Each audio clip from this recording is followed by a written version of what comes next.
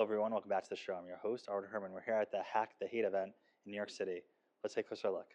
AI is transforming the way that we live, but it also is providing an opportunity for the anti-Semitic community to ramp up their efforts.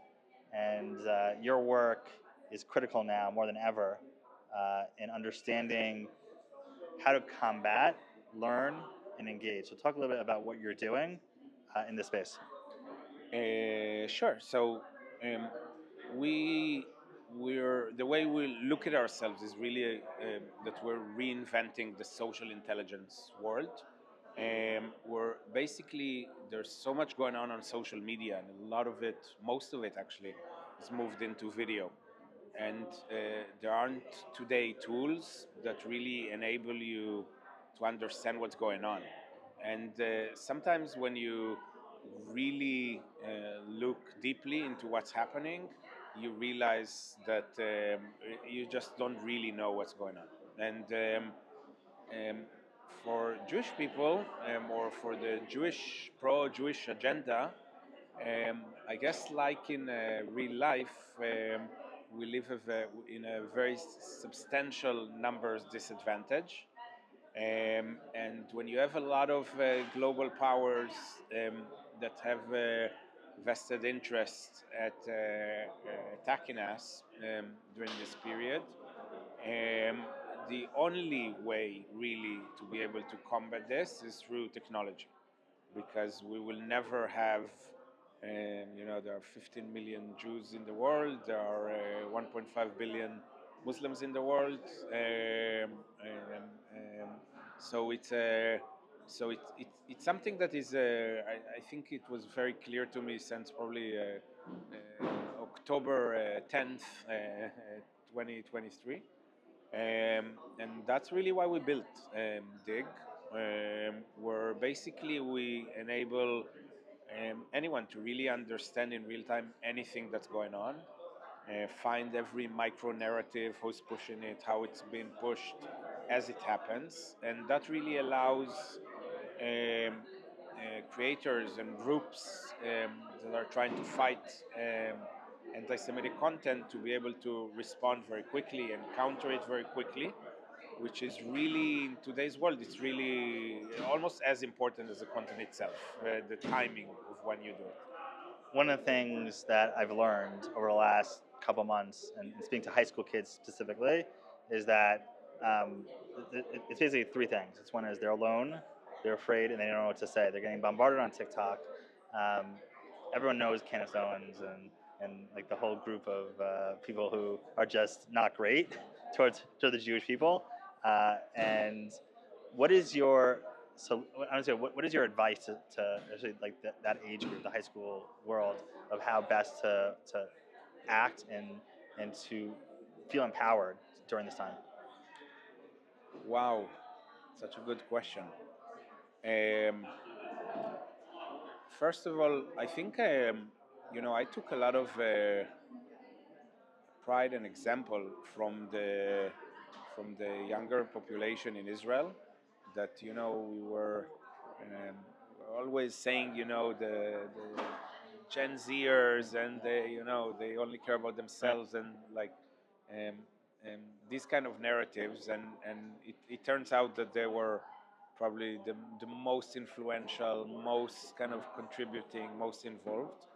And I guess the best advice I can give for the young Jewish people here is to try and do the same. Get involved, care about it, know that um, um, you're part of a community that supports you, and the world basically in 20 years you guys will be the leaders of the country, and it's really important that you learn how it is to live with this kind of pain, and you deal with finding your way to combat it. And some people just get involved, some people are trying to explain, some people fight back, and everyone can find their own thing. But I do encourage people to get involved and know that it would create an impact. You're about to launch, I guess, a new product. Tell us a little bit about like how you got to it and what you can do. So the full dig platform is really meant for government and enterprise brands, and so kind of very big organizations. It's a full platform that really finds everything, etc. At some point, we realized that you know there's a big need, maybe not at finding everything, but at finding things very quickly, and what's happening on social, especially what's happening on on TikTok or on Instagram, etc.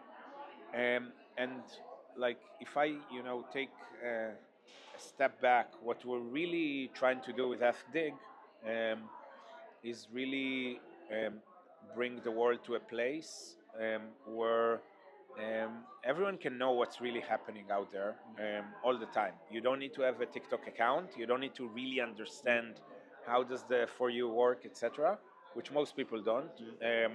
But you can really know what's going on and research on your own. I think this is really the first step. It's starting correcting where the world is starting to head, and social media has been here for 20 years, maybe more, and you see kind of the I was on Friendster. yeah, exactly. But you see really the negative impact it has. It gets us to turn on each other, etc. And I think transparency is the first step to start correcting it and bring hopefully the world to a better, more uh, relaxed place.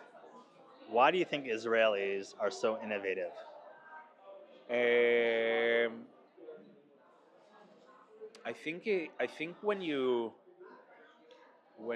innovate, I was an entrepreneur before October 7, and Dig was really the pivot of my company into what we're doing now. So I experienced both. Um, I think when you're in a place that you feel that um, for your survival, you really need to do something about it. That's where creativity comes from, and I think Israel is. That's who we are. That's what we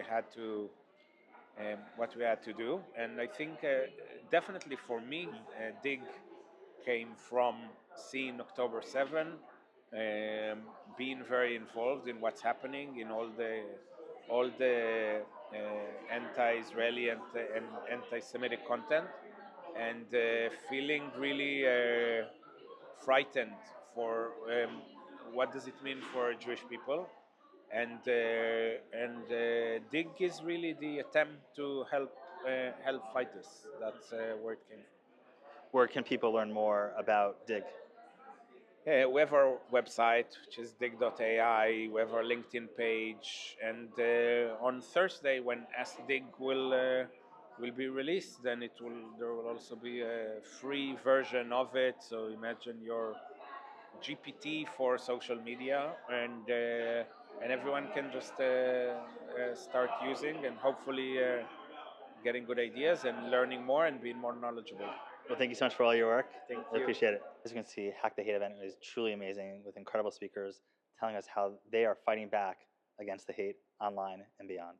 This is Arlen Herman, and thanks for watching.